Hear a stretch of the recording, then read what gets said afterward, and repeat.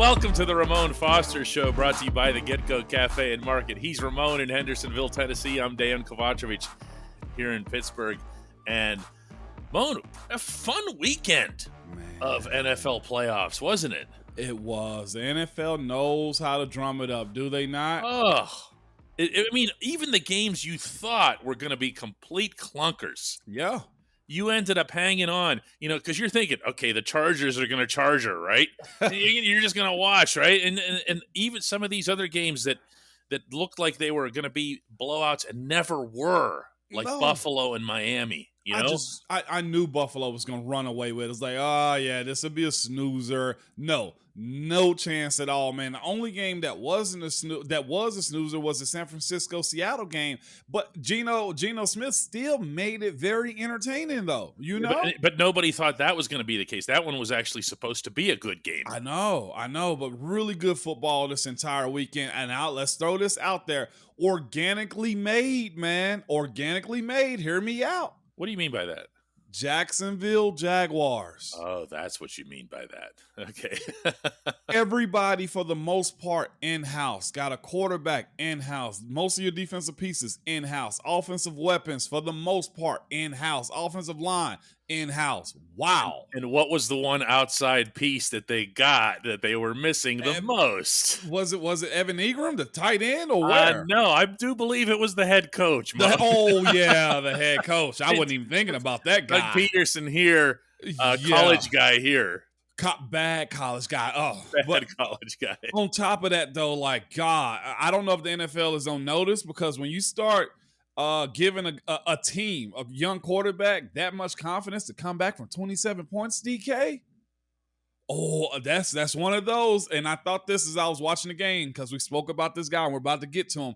That was one of those moments where young quarterbacks got to have in their career to take that next step. We spoke about that with Kenny Pickett a good bit this year. Remember, towards the second half of the season, he had a couple moments. He did. Trevor Lawrence. So over the weekend, I get a text from R. Foster. It says, in part, is the patience with Matt Canada and Kenny Pickett what we're hoping happens from the New York Giants and Daniel Jones' perspective? It's taken Danny 4 years to find a system that's going to work, and he's proven to be good. And I guess the question is, Matt Canada the one to trust? Reading that right off my screen here. And, Moan, you know what I wrote back? I just said, we're saving that for the show. You know what's even crazier? I got to give credit to my wife on that one, man. She sparked something in my mind. I was like, I got to text DK right now. It's like, we're gonna talk about this, because we were speaking about young quarterbacks and Kenny Pickett and stuff like that. I was like, well, heck, you might as well do the show. Yeah. She's coming up with content like that. So, yeah, she's creative content over here, man. So I'm here for it, DK. Right, but that's a good question. It's definitely the Kesha episode of the Ramon Foster Show. It is the Kesha episode. And when we talk about Daniel Jones, actually, the first thing is, wow. Yeah.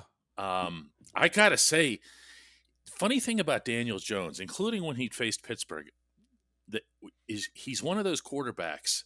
Yeah. You know how you can just typecast guys? Yeah. You just look at him and say, oh, quarterback. Yeah. He's that. Yeah, he is. Tall, super strong-armed. But on top of that, instead of just being a really good pocket presence guy, he can really move. I mean, he's got it all.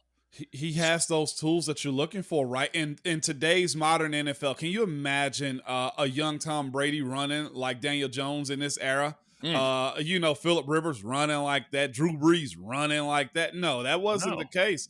But Daniel Jones kind of broke that mold a little bit. And Josh Allen, too. And Josh Allen. But I brought that question to you, DK, because I'm like, there was a portion in time in which the New York Giants had bad coaches, they had bad coordinators. They gave the keys to the franchise to a young quarterback, in which I think in that media, they were willing to write him off. They were willing to say, we don't know if we're picking up his fifth-year option. And lo and behold, Brian Daboll decides that he's going to take that job, and you match him up with a guy that has made him into a first-round winner in the playoffs since, 2017, I think, for the New York Football Giants. Mm-hmm. And all I can say to myself is we're in such a microwave society, even in football. Why is everybody tanking to get the number one quarterback, right? Because they want instant winning. And it's not like that in football and sports. Like I told you, one of the biggest catalysts to my career was having Munch come in and say, these years right here will be your best ones. And relating that to me by saying years 5 to 9 were my best years. Mm-hmm. And I'm thinking to myself, how come we don't hold that same standard for quarterbacks? But in this situation, though, DK, is this one we're willing to lay back and, sit back in our seats and watch Matt Canada have another year with Kenny Pickett and watch this offense try to flourish? Like, I don't know if Pittsburgh has that patience or the team do, but where are you at in trying to say, do we, pull back the reins on the horse a little bit and how we approach this now that we're seeing Daniel Jones flourish? Well, you're talking about patience here, and I'm looking at the Giants, and I see, honestly, Moan, the exact opposite circumstance here because they have the new head coach. They have Mike Kafka as offensive coordinator after 2 years of Jason Garrett achieving absolutely nothing there, and before him, Mike Shula. This to me is a perfect example of why you would want to change. Why would you stick it out with something that's shown for the most part to not work? So Daniel Jones with Shula had a year, and with Jason Garrett he had 2 years. Mm-hmm. This will be going into year 2 with Matt Canada, man, if all things hold true. And we've yet to hear any news about replacements, people been waited on, anything like that. The conspiracy theorists on social media are dropping names left and right. And I'm of the belief, DK, we can't say or do anything until the big man that holds the head coaching position say, this is where we are. Or to your point the other day, he says nothing at all. He doesn't have to say a thing.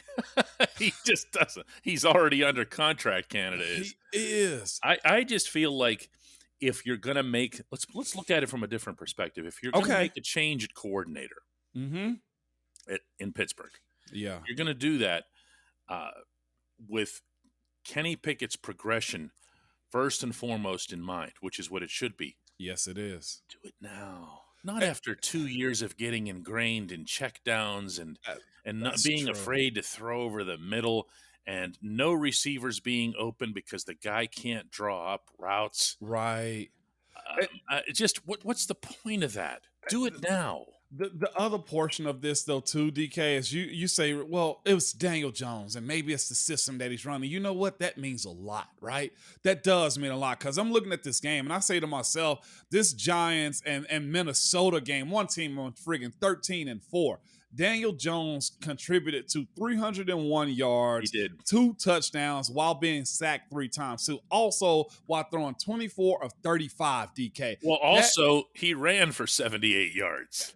That is a 379-yard output from your quarterback. And mind you, this too. We look in Pittsburgh, and this is where it kind of engaged me a lot more, though. And I say to myself, Kenny has the legs. He has the accuracy. He has the ability to create and make plays. If we don't get this soon, DK, boy, it's going to get hot in Pittsburgh. When we come back, we're going to talk a little bit more about the NFL playoffs.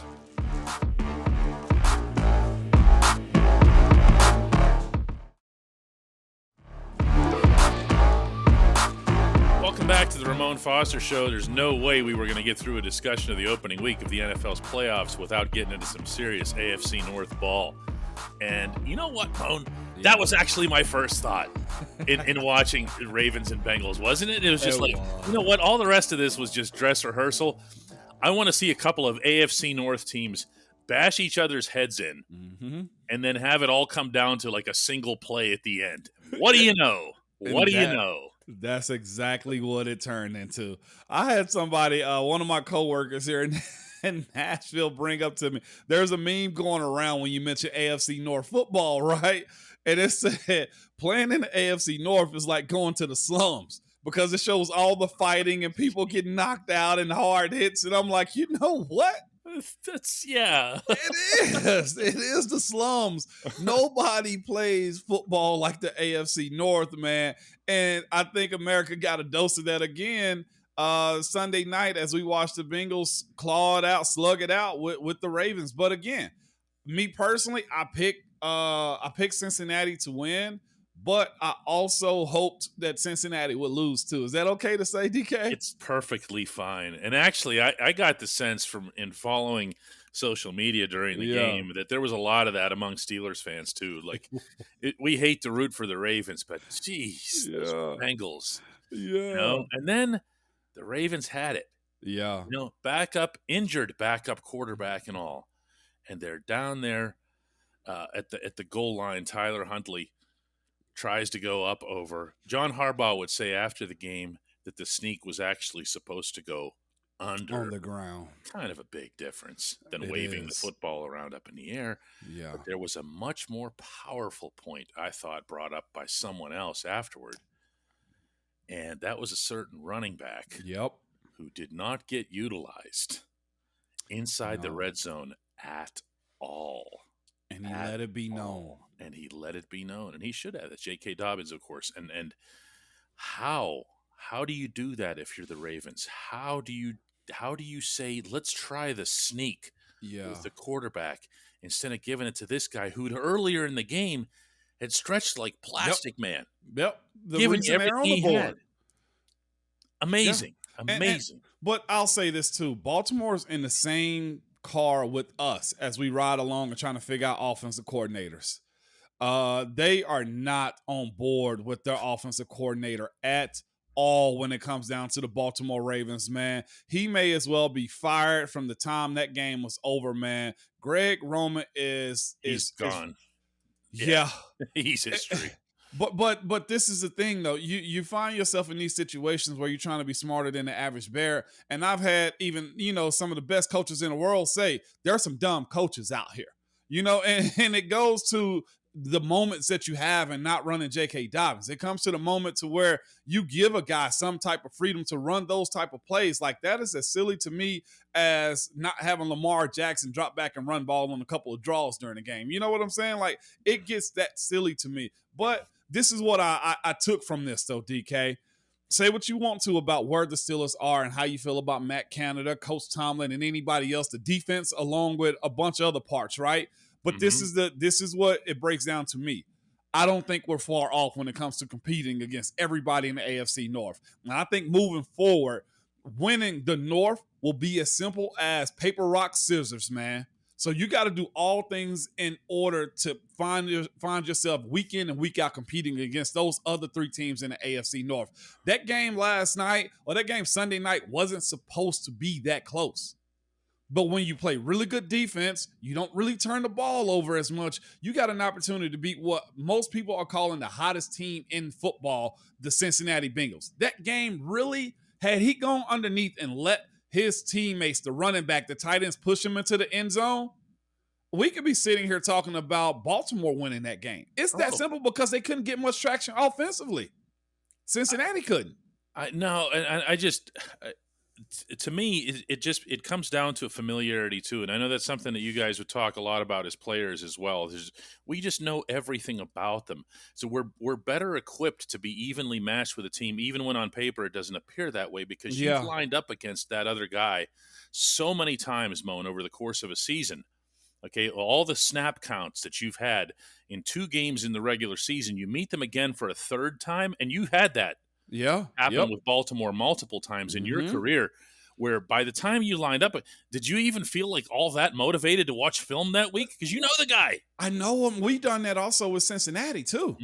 We've done that. Remember, like, we've seen them three times a year, and it's more or less the stakes get a little bit more heightened. That's what playoffs do for you. You have the idea we have to win this because, one, at that point, I don't want football to be over. I don't care how injured you are. We're watching a guy, Christian McCaffrey, right now that's probably dealing with all kind of injuries in San Francisco. But the aspect of winning week in and week out, you put a bunch of stuff to the side. And that's where seeing those divisional teams three times in a year, it really is for bragging rights. Like, it really is for divisional dominance. And like you said, you don't have to watch film. I just think checking your emotions at the door and also understanding don't slip up.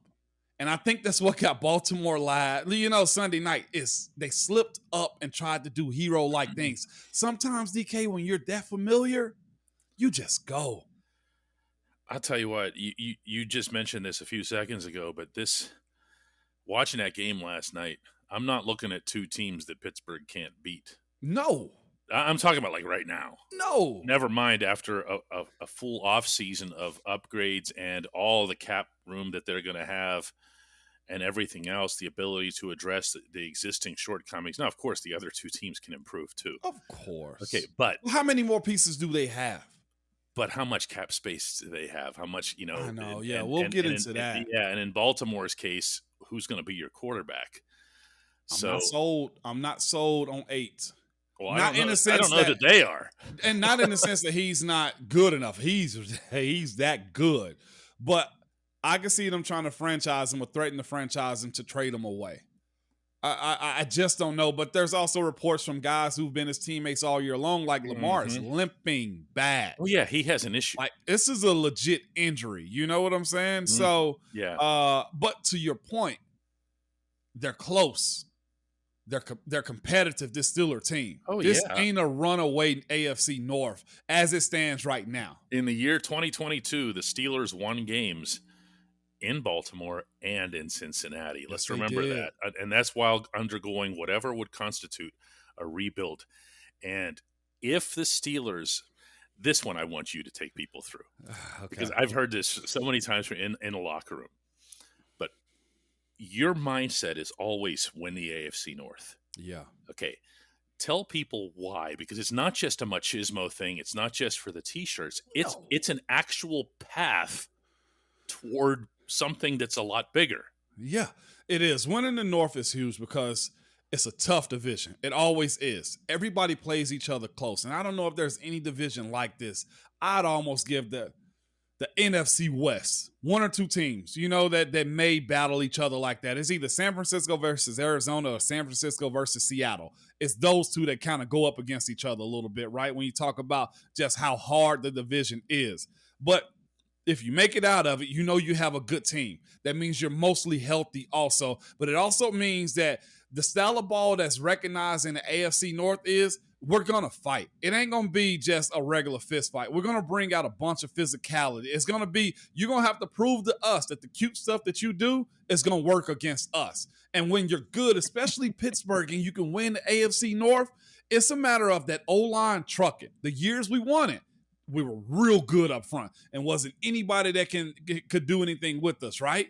Defensively, it was that way also. And then you have a quarterback that's able to play in a running game.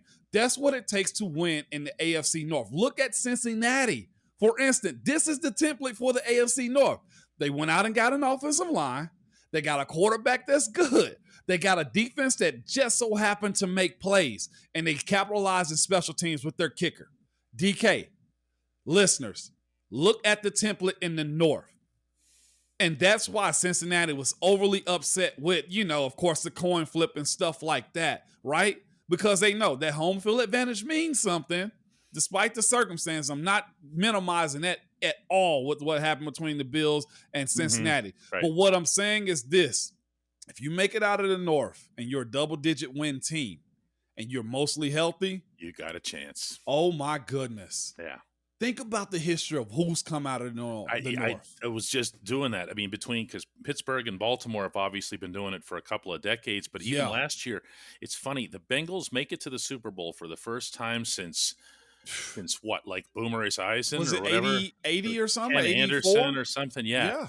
They make it for the first time in forever, and yet nobody was surprised. No. Why? Because they came out of the AFC North. It's like, okay, well, the Bengals made it out of there, even though they were going up against the Ravens and the Steelers and to a lesser extent the Browns. Yeah. And they made it. And it was like, oh, okay, well, of course they did. Yes, they did. Think about, and you've been around some too on the field, when the big networks come in for broadcasting, they're excited to actually be on the practice field, to talk to the coaches and get an understanding of the city. Like, it's legit when big games come into the city like that. and they recognize what type of game is going to be in the AFC North matchups. When we come back, the only segment that matters. Let's say long.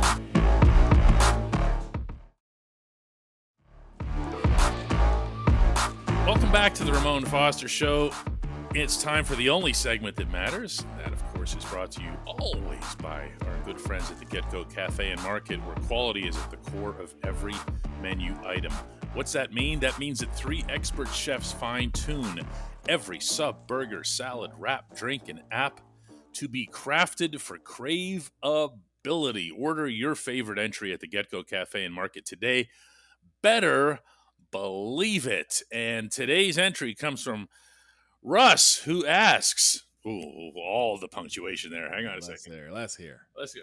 Hey, Moan, would you agree that Kenny getting a full camp with all the reps with the starters should make a really big difference in 2023, as he obviously did not have that this past season? Mm-hmm. That also is why we're calling this the Kesha episode, too, because that's what she said. Bring it, Kesha. She's bringing it back. My wife brought that up. She's like, well, you got to take time with it because, it's 2 quarterbacks at the beginning of the season, and he finally got an opportunity. He's a young guy, and I'm thinking to myself, you've been around me too much. Are you listening to me in DK's episodes? What's that all about? Like, what are you really a football wife out here? With that being said, though, that is a huge component of it. And it's not just him getting the reps. And I know this too. Reps matter. The familiarity of being out there, being under pressure in camp, understanding the handoffs, not with just Najee, but Jalen Warren, understanding in the rounds if they're still doing those things, timing of plays, all that matters. But Kenny Pickett's also got to get better with himself too. Whether that be arm strength, whether that be decision making, whether it just be accuracy, like legitimately slowing down his throws in the offseason to pinpoint exactly where he wants the ball at. I think that's one of the things him and George Pickens kind of struggle with a little bit, in a sense. Like, he just tossed it up to George, and I love the fact that George can go get it, but you got to be able to know where George wants it. Where's the best places for him to get it? This is where the portion of mentally being a quarterback takes over. Why is Deontay dropping balls? Deontay, man, talk to me. What I need to do, where you need the ball. Yeah, if we're running this option route on this play, where do you want it at? Where do you want it? If you're snatching the ball down, do I need to, bring it down a little bit? If I see your eyes go in, like, you see what I'm saying? There's a bunch of those things that have to happen. You heard Ben have conversations like this with receivers. Yeah. Okay. That's how you find it, number one. That's how you know. How does he know where to go with the ball with Heath? You know what I'm saying? Or Matt Spaeth, for that matter. Or, man, Le'Veon, you got to have it this way. Or it's the conversation he's having with his OL. Fellas, I need y'all to do this week. Ben would simply have keywords or just catchphrases for us on certain plays. Hey, I just need a little time right here. I love how you skip AB in this equation, which is great. Because AB's like just whatever. When I said that's how you get a number one, I was thinking of AB. I just moved to another guy. No. I meant AB, that you don't need to communicate with him. It's just whatever. Okay? Well, AB, it was just that, though. Like, give it to him in a space and he's going to roll like. But that's also the other part of it, that cohesion with your receivers. Like, I've heard, some of the conversations they've had where AB will break the route 2 yards short, and Ben having the athletic ability to change his arm slot to give it to AB on that slot. Like, that's what we need Kenny to kind of get those reps at. DK? Yeah, and I think the reason that you and Kesha feel as you do on this subject is that if you go back to this past training camp, let's remember that Kenny wasn't. When we talk about reps, sometimes people hear that as just repetitions, as if it's just a number, as if it's just a quantity. No, it's also with whom you are getting those reps. Yes. And when training camp started, let's remember that Kenny Pickett was, count the fingers here, 3 on the depth chart. Yes, he was. Through the better part of Latrobe, it was Mitch and then Mason. And then Kenny would come in and think to some dude nobody ever heard of who's already bagging groceries. And it would be like, that wasn't much of a prep for him at all. So most of Kenny's prep was in reading the playbook and talking to people and being quiet and knowing his place. And if Kenny were to have done something like what you describe, like going up to Deontay Johnson and saying, "Hey, how do you want the ball?" He actually might have looked a little like out of what's the word I'm looking for here? Like just shocked. Yeah. Hey kid, that's my wide receiver. You go deal with the future grocery baggers. No, you cannot overstep that boundary whatsoever. That's what I'm talking about. No. So Kenny couldn't even begin having these types of conversations until a month into the season, and the team was already bleeping 2-6 by the time you had your first chance to take a deep breath. And everyone hit the big reset button that they all talk about. That's a big, big, big difference there for this quarterback. And I think that's our hope going into next year is hopefully, you know, if, and that's where we are right now, and anybody reporting on anything when it comes down to Matt Canada and his retention, it's a contingency with if.